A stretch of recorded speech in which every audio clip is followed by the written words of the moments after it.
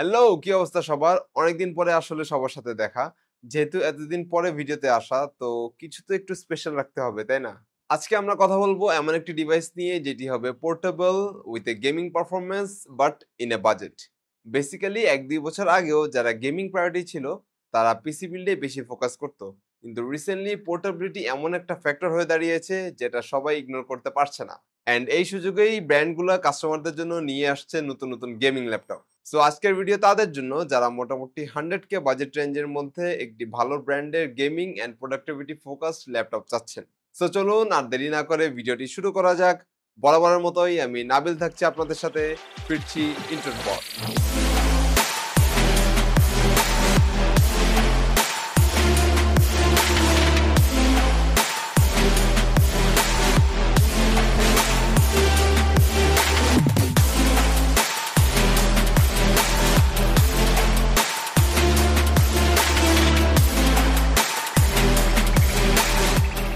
এই ল্যাপটপটির core strength অর্থাৎ processor হিসেবে থাকছে ইন্টেল কোর i5 12 জেনের একটি প্রসেসর, যেটিতে 4টি পারফরমেন্স কোর অ্যান্ড 4টি এফিসিয়েন্সি কোর সহ টোটাল 8টি কোর অ্যান্ড 12টি থ্রেড রয়েছে। এই প্রসেসরের ম্যাক্স ক্লক স্পিড 4.4 গিগাহার্টজ পর্যন্ত হতে পারে, যা মাল্টিটাস্কিং এর ক্ষেত্রে অনেক বেশি ইম্পর্টেন্ট। তাছাড়া এতে রয়েছে 16GB DDR5 র্যাম, যেটি আপগ্রেডেবল, অর্থাৎ এখানে আপনি 32GB পর্যন্ত আপগ্রেড করে নিতে পারবেন। DDR5 র্যাম হওয়াতে মাল্টিটাস্কিং এন্ড হেভি ওয়ার্কলোডের কাজগুলো খুব ইজিলি হ্যান্ডেল করতে পারে এই ল্যাপটপটি। অ্যান্ড ল্যাপটপটির প্রাইমারি স্টোরেজ হিসেবে থাকছে 512GB এর Gen 4 এর SSD। Gen 4 এর SSD হওয়াতে Gen 3 থেকে এর রিড অ্যান্ড রাইট স্পিড অনেকটাই বেটার, যা ফাস্ট লোডিং টাইম অ্যান্ড বুট আপে সাহায্য করে। ল্যাপটপটির ডিসপ্লে নিয়ে কথা বললে এতে থাকছে ফুল এইচডি IPS প্যানেলের ডিসপ্লে, যেটি রিফ্রেশ রেট 144 হার্টজ। এটির পিক ব্রাইটনেস 300 নিটস অ্যান্ড এটি 100% sRGB কালার প্রডিউস করতে সক্ষম। তাছাড়া এখানে অ্যান্টি গ্লেয়ার কোটিং ব্যবহার করা হয়েছে, অর্থাৎ লাইটের রিফ্লেকশনে কাজ করতে কোনো প্রকার কোনো সমস্যা হবে না। অ্যান্ড এটি যেহেতু একটি গেমিং ল্যাপটপ, সো অবশ্যই এখানে থাকছে ডেডিকেটেড জিপিইউ।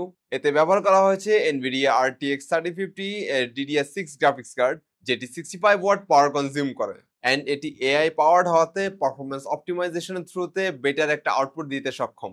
ল্যাপটপটির ডিজাইন নিয়ে কথা বললে এটি দেখতে অনেকটাই মডার্ন, স্লিম অ্যান্ড মিনিমালিস্টিক। এর গ্রে কালারটি দেখতে অনেকটাই মেটালিশ অ্যান্ড একটু প্রিমিয়াম লুক দেয়। অ্যান্ড আমরা জানি যে গেমিং ল্যাপটপগুলো সাধারণত একটু হেভি হয়, বাট এই ল্যাপটপটির ওয়েট মাত্র 1.79 কেজি, যা বাকি গেমিং ল্যাপটপ থেকে অনেকটাই লাইট ওয়েট। ল্যাপটপটির কানেক্টিভিটির জন্য এখানে বেশ কিছু পোর্টস অ্যাভেলেবেল, তার মধ্যে দুটি USB 3, একটি USB-C, একটি HDMI যেটি 8K 60 Hz পর্যন্ত সাপোর্ট করে, একটি কার্ড রিডার, একটি ল্যান্ড পোর্ট অ্যান্ড একটি হেডফোন জ্যাক।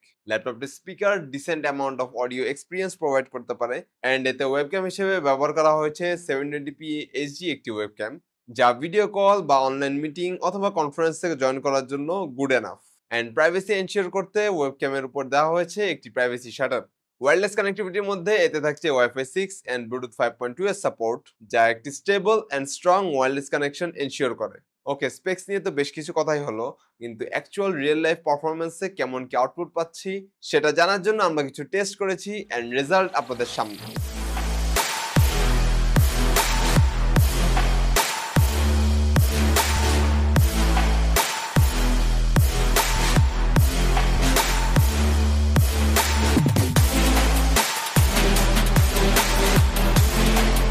সব মিলিয়ে এই ল্যাপটপটি কিন্তু বেশ ভালো ডিল, কজ যারা গেমিং এর জন্য পিসি প্রিফার করেন তাদের ম্যাক্সিমামের বাজেট থাকে অ্যারাউন্ড 1 লাখ টাকার আশেপাশে। অ্যান্ড সেম বাজেটের মধ্যে কিন্তু আমরা এই ল্যাপটপটি পেয়ে যাচ্ছি। সো ওভারঅল একটা good processor, DDR5 RAM, high refresh rate and dedicated GPU, সব মিলিয়ে এই ল্যাপটপটি একটি বেস্ট ডিল হতে পারে। এই ল্যাপটপটি পেয়ে যাবেন ফোরস্টার যে কোনো ব্রাঞ্চে। ভিজিট করুন যে কোনো আউটলেট অথবা ওয়েবসাইট forstarity.com.bd। আজকের ভিডিও এতটুকুই। ল্যাপটপটি নিয়ে কোনো কোয়ারিজ থাকলে অবশ্যই আমাদের জানাতে ভুলবেন না, কারণ ফোরস্টার সবসময় চেষ্টা করে আপনাদের সামনে টেক প্রোডাক্ট টেকনোলজি বিষয়গুলো তুলে ধরতে, যেন আপনাদের একটা সিদ্ধান্ত নিতে সহজ হয়। ভবিষ্যতে এমন আরো টেক রিলেটেড ইনফরমেটিভ ভিডিও পেতে টেকনোলজির সাথে থাকুন, সাবস্ক্রাইব করে ফোরস্টার পাশে থাকুন। দেখা হবে পরবর্তী ভিডিওতে। ধন্যবাদ।